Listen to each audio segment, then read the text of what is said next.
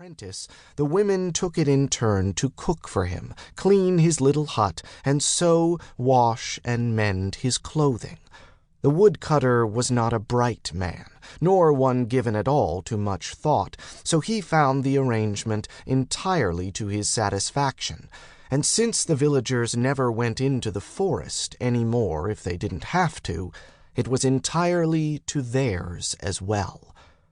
Darian wished they had apprenticed him to the woodcutter instead of the wizard, but he hadn't had any say in the matter. After all, as an orphan who had been left to the village to care for, he should be grateful that they gave him any sort of care at all. At least that was what they all told him, loudly and often. The cottage was hardly longer than the woodrick, built strongly at one time of weathered gray river rock with a thatched roof of broom straw in which birds twittered all spring and summer long. That twittering was the first thing Darian heard every morning when he woke up. It was an adequate enough little cottage by the standards of the village, but it seemed badly cramped to Darian, and always smelled slightly musty, with an undertone of bitter herbs and dust. No one ever cleaned it but Darian, so perhaps that was the reason for the aroma. He didn't really despise the place, since, after all, it was shelter, but it didn't really feel like the home the other villagers and his master tried to convince him it was. When he reached the cottage and the upright supports that would hold exactly one measured rick of wood between them, he set each piece down on the half-rick already piled there with exacting care, distributing them with all the concentration of a fine lady making a flower arrangement. Only when they were balanced precisely to his liking did he return for another 3 logs.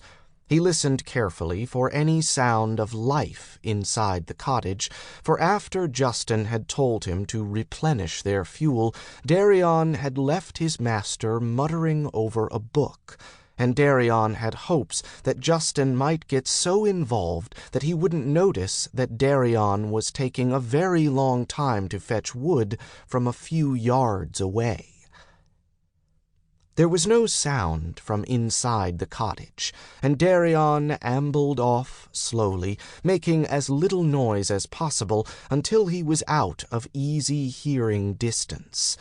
The village was fairly quiet at this time of day, with most people working in the fields. Only a few crafters had work to keep them in their workshops at this time of year. Most of the things that people needed they had to make for themselves these days, or hope that someone else in the village had the skills they lacked.